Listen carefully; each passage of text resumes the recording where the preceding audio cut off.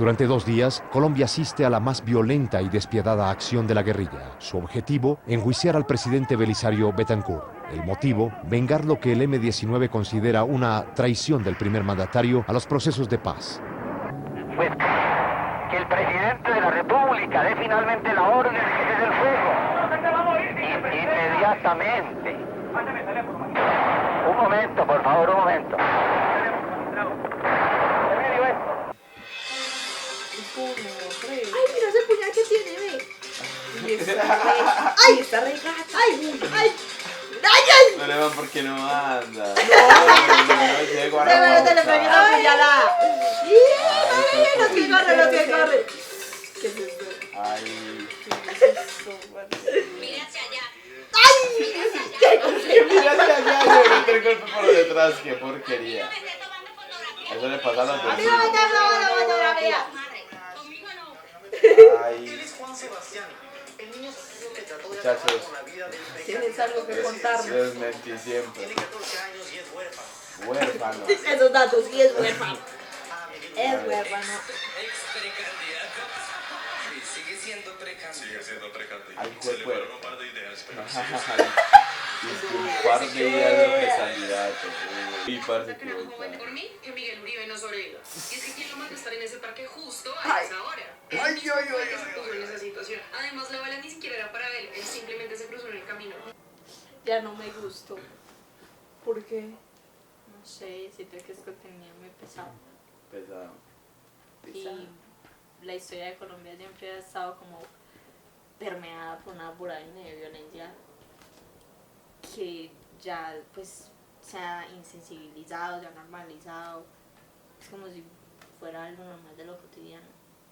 Hechos que en otras partes del mundo serían considerados de atroces y conservados en el imaginario popular. Son anécdotas diarias en el vivir de nosotros los colombianos. Resulta complejo hablar de memoria sobre el conflicto cuando una parte de esta se ha visto sepultada por generaciones debido a una ceguera colectiva. Lo que recordamos de forma consciente y sanadora es realmente poco. Hablar del conflicto en Colombia es una labor que nosotros los artistas hemos abordado desde distintas aristas. Por la parte del cine se ha representado ya sea de manera directa o indirecta en la gran mayoría de las obras, convirtiendo el conflicto en algo impuesto del lector. Bajo este paradigma nos resulta una disyuntiva compleja de abordar. Hablar sobre el conflicto es como arrojar un grano de arena en un desierto, de proporciones tan colosales que terminan por ser un paisaje inmenso. Pero si lo ignoramos, este desierto crecerá en un acto de irresponsabilidad por los que estuvieron antes y por los que vienen después. Las cicatrices de la violencia yacen en nuestras ciudades, en barrios que alguna vez fueron invasiones compuestas por familias desplazadas, en asfaltos y paredes, donde se ven las grietas del vivir, en la arquitectura de las casas, con sus enrejados, puestos para sentirnos protegidos en nuestras pieles, puesto que difícilmente se llega a adultos sin haber vivido estos hechos, incluso en nuestra sangre, en nuestra memoria y eso que cargamos de generación en generación de víctimas y victimarios. Nuestro arte se ha convertido en una superficie de memoria, una corteza viva que conserva el pulso del país, como dice Huberman, que habla de esa imposibilidad de mirar sin tocar el dolor, de la necesidad de comprender que cada imagen nace sobre una herida. Nosotros, los artistas, intentamos mirar desde una herida, desde la brecha de paz y guerra que nos constituye.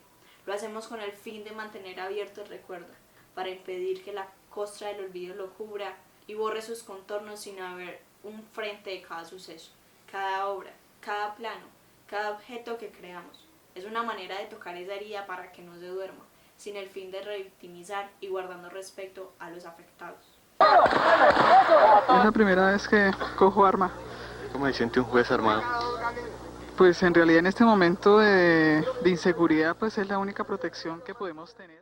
Entonces Aleja, así es como Doris Salcedo, Pablo Montoya, Juan Manuel Echavarría y Daniel Ferreira nos han mostrado cada uno desde su lenguaje que la memoria no es estática, que se mueve, que respira y se resiste a desaparecer.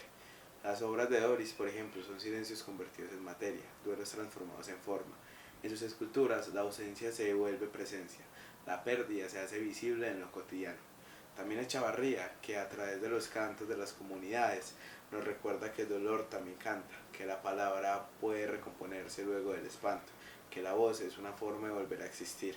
o como Montoya, que encuentra en la literatura una forma de sonido. Los ecos del conflicto viajan entre párrafos y ruinas. Ferreira, en cambio, nos entrega la crudeza del territorio narrado, la desesperanza convertida en un gesto literario. Nosotros los ciudadanos que nos sumergimos a través del arte solemos tener una cosa en común, la certeza de que la violencia no se borra, solo cambia de forma, se transforma en relato, en imagen, en gesto. Nosotros como cineastas también levantamos esas imágenes, cortezas luminosas que intentan contener el temblor del país, que intentan hacer visible lo que los otros prefieren callar y darle luz a lo que prefieren ocultar. Nuestro oficio no es distinto al de los arqueólogos del alma. Nosotros filmamos para excavar en lo que es la historia y en lo que se entierra. Cada encuadre es una exhumación. En los barrios, en las montañas, en los ríos, buscamos la textura de lo que queda y cómo ésta se convierte en fragmento. Una voz, una mirada, un silencio, pero allí es donde se revela lo humano. Habitar Colombia es caminar sobre cortezas de violencia, sobre capas de miedo, de esperanza y de duelo. Somos herederos de un territorio que ha aprendido a sobrevivir de sus ruinas, pero también somos creadores capaces de devolver resentido a la herida. Como artistas, nuestra tarea no es decorar el dolor, sino traducirlo en imágenes que resisten el paso del tiempo. Cada plano que filmamos, cada sombra que elegimos, cada declaración de existencia, en un país en donde la violencia parece eterna y llega a cada uno de nuestros hogares, sitios que solemos visitar con frecuencia, el arte se convierte en el único lugar donde la memoria puede respirar y donde la mirada o una herida sigue siendo un acto de resistencia. Quizá, como sugiere Didi Huberman, mirar las cortezas sea como una forma de mirar el tiempo. Nosotros seguimos mirando, con la cámara como testigo y como espejo, porque la memoria, aunque fracturada, sigue viva entre nosotros. Nuestra ambición es mayor, mucho mayor. Nosotros buscamos es una nueva sociedad. Para que no le vuelva a dar vergüenza a ningún colombiano al presentar el pasaporte de su patria. Muchachos, ¿y eso en qué afecta el precio de la yuca? Todos los años va a ser lo mismo. Todos.